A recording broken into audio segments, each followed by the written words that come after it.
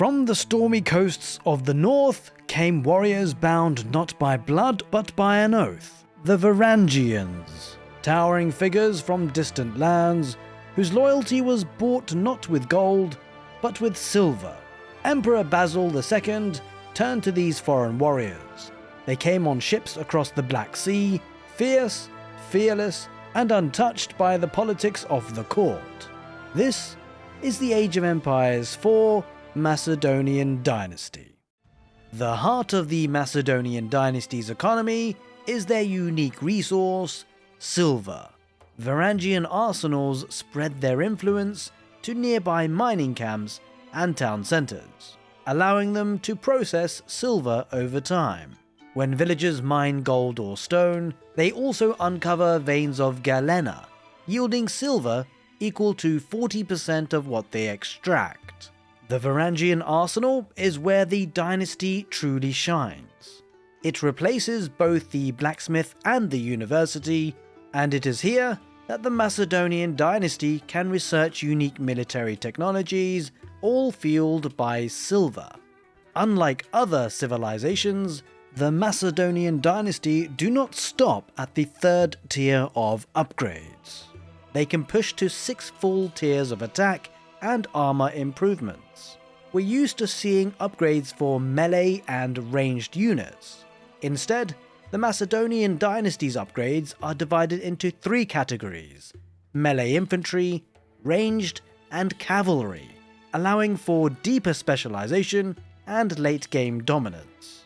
Of course, there is always a trade-off, and the Macedonian dynasties do not have a university, which means that they do indeed lack certain technologies like biology, incendiary arrows, silk bowstrings, and elite army tactics, but they do make up for it with their own unique advancements.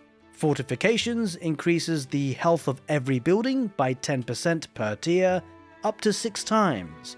Iron fittings boosts the health of siege units by 5% per tier. And then there are special weapon technologies. Ruinous blinding, which allows the Bogmaðr archers to weaken enemy damage by 20%. And then there's Rompfire, where the Varangian Guards and Riddari wield the legendary curved sword, increasing their attack statistics by 3. The Macedonian dynasty's strongholds not only replace the standard barracks, but also allows the dynasty to make all of the Varangian units. It serves as both production centres and defensive fortresses, with the ability to research arrow-slits for it.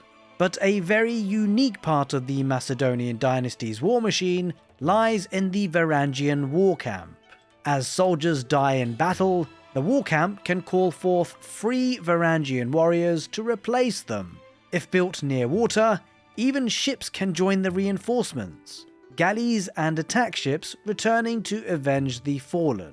Each Varangian that witnesses the destruction of a landmark or town centre rewards the Empire with a bounty of silver, thanks to the Polutazvav upgrade. The more destruction you cause, the richer that your empire becomes. Every Varangian fight is remembered.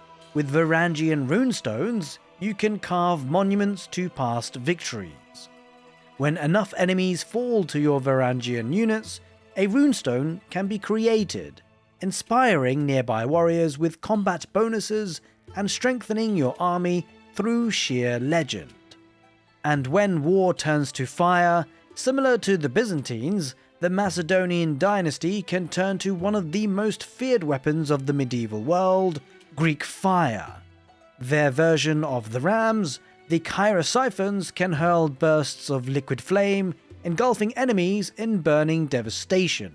Similarly to the Byzantines, the Macedonian dynasty's defences can also be enhanced with mangonel emplacements. The Macedonian dynasty military, at its core, are the Varangian units, a blend of Norse strength and Byzantine discipline. The Atgeirmaðr, it replaces the traditional spearman, a light melee fighter best used against cavalry. It grows stronger surrounded by allies, gaining attack speed with every Varangian nearby. The Bogmaðr serves as the archer replacement, a swift ranged infantryman whose arrows can pierce armor using the unwavering focus ability. However, it is temporary and costs some movement speed. Then comes the early Varangian Guard. Taking the place of the man-at-arms, these heavily armoured soldiers can enter a berserking state. This trades some armour for immense damage. They can even enhance the armour of transport ships when garrisoned, making the Macedonian Dynasty's transport ships a little bit harder to destroy. Finally, in the Castle Age, the Riddari can make an appearance. A heavy cavalry unit that can switch to throwing axes, dealing powerful ranged melee damage for a short time. Strong in close combat, devastating in pursuit, but vulnerable to spearmen and crossbowmen. It is the Macedonian Dynasty's equivalent of the Knight or Lancer. Now, whilst the Macedonian Dynasty rely on their Varangian units, they can still retain access to some of the traditional Age of Empires 4 units, including the crossbowmen, hand cannoneers, horsemen, and scouts, keeping the army's roster flexible and full of options. Their siege and navy are also pretty deadly. The Kyrosyphons acts as a battering ram armed with Greek fire, just as the Byzantines have access to, while the Dromon replaces the springald ship, turning naval combat into a storm of burning oil and flame.